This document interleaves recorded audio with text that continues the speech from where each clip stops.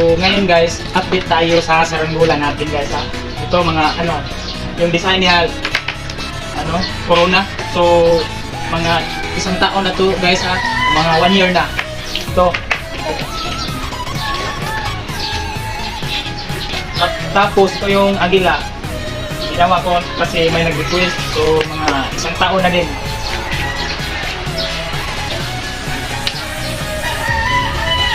At ito yung Milwaukee box na 2 taon na. 2 taon at kalahati. No? Pero matibay pa rin, no? Matigas yung pakpak niya. Ito yung malaki. At ito yung Adidas logo namin, no? Parang kinakalawan na kasi grabe. Sobrang laki. Oo, mga 2 taon na din.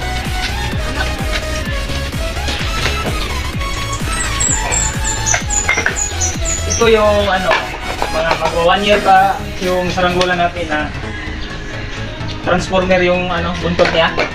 So, natestingan na natin ito.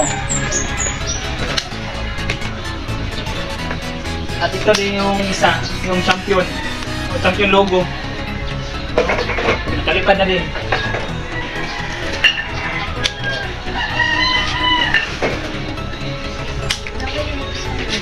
At ito din yung Philippine Kite natin, yung buntot na 3 star.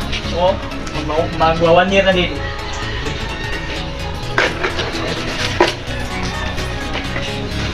At ito yung pinaka-astig na saranggola ko na mutras dito sa gitna. So, mga 2 taon na din. Pero lumipad pa rin.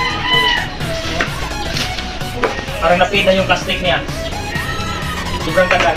So meron akong ginagawa na 2 saranggola. So makita ko sa inyo guys ha. Ito yung isa guys ha na bagong gawa. Longit yung tapos no fear. So hindi pa natin natitignan yung saranggola na maliit lang. So ito yung design ko. Ito pala tayo. Ito yung latest na ginawa ko. Yung isa, ito yung isa.